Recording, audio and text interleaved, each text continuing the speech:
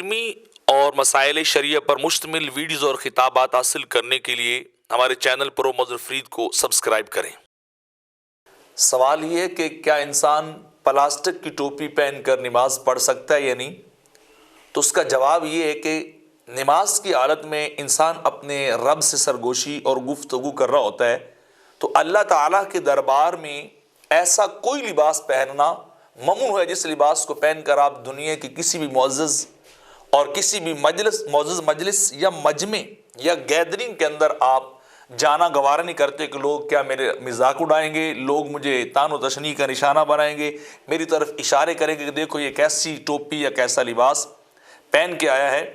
تو جب آپ دنیاوی مجلس میں ایسے لباس کو پہننا اپنے لیے عار اور عیب کا باعث سمجھتے ہیں، تو اللہ کی بارگاہ میں بھی کوئی ایسی ٹوپی جو پلاسٹک کی بنی ہوئی ہو یا چٹائی کی بنی ہوئی ہو وہ پہن کر جانا یہ مکروہ تنزیہ ہے۔ لہٰذا ان ٹوپیوں سے بچنا چاہیے، کیونکہ اللہ رب العزت قرآن مجید کے اندر ارشاد فرماتا ہے یا بنی آدم خذوا زینتکم عند کل مسجد، اے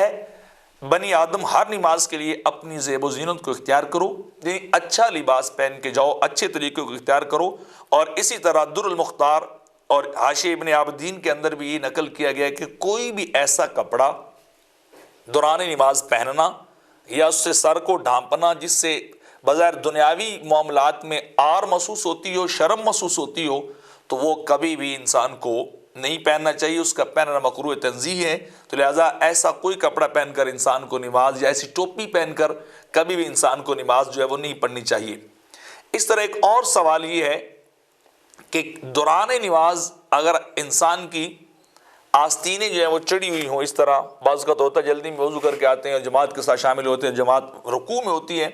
تو کیا دوران نماز ان آستینوں کو یوں کر کے نیچے کرنا، نیچے اتارنا، کیا اس کا حکم کیا ہے؟ تو اس کا حکم بھی یہ کہ ایسا دوران نماز کرنا یہ مکروہ ہے۔ کوئی شخص اس طرح نہ کرے، بلکہ کیا ہے وہ اپنا وضو کرے، وضو کے بعد اپنے لباس کو درست کرے اور پورے اطمینان کے ساتھ آ کر جماعت میں وہ شامل ہو۔ نماز کے دوران ایسا عمل نہ کرے، ہو سکتا ہے اس کا بار بار کرنا عمل کثیر نہ بن جائے، اور اگر عمل کثیر وہ بنا تو اس کی نماز نہیں ہوگی، نماز اس کی ٹوٹ جائے گی۔ تو لہٰذا آپ اطمینان سے وضو کریں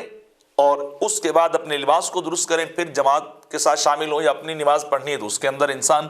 شروع ہو جائے، اور دوڑ کے بھی نماز کی طرف اور جماعت کی طرف نہیں جانا چاہیے۔ آقا علیہ الصلوۃ والسلام نے فرمایا کہ تمہیں سکون کے ساتھ جماعت کی طرف آنا چاہیے، جتنی تم پالو اتنی تم جماعت کے ساتھ نماز پڑھو، باقی اپنی پڑھو۔ دوڑ کے تمہیں تیزی کے ساتھ جلدی جو ہے وہ نہیں آنا چاہیے، بلکہ اطمینان کے ساتھ آنا چاہیے۔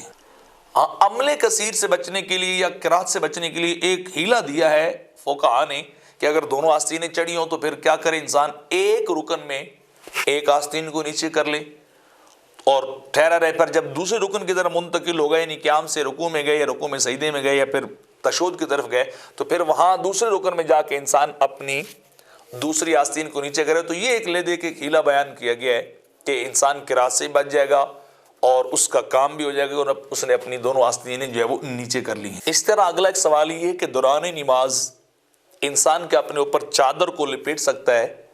تو اس کا جواب یہ ہے کہ چادر کو اس طرح اپنے اوپر لپیٹ لینا کہ انسان اپنے ہاتھ باہر نہ نکال سکے تو یہ مکروہ ہے، یا دوسری صورت یہ ہے کہ انسان چادر کو اپنے دونوں کندھوں پہ ڈال کے یوں نیچے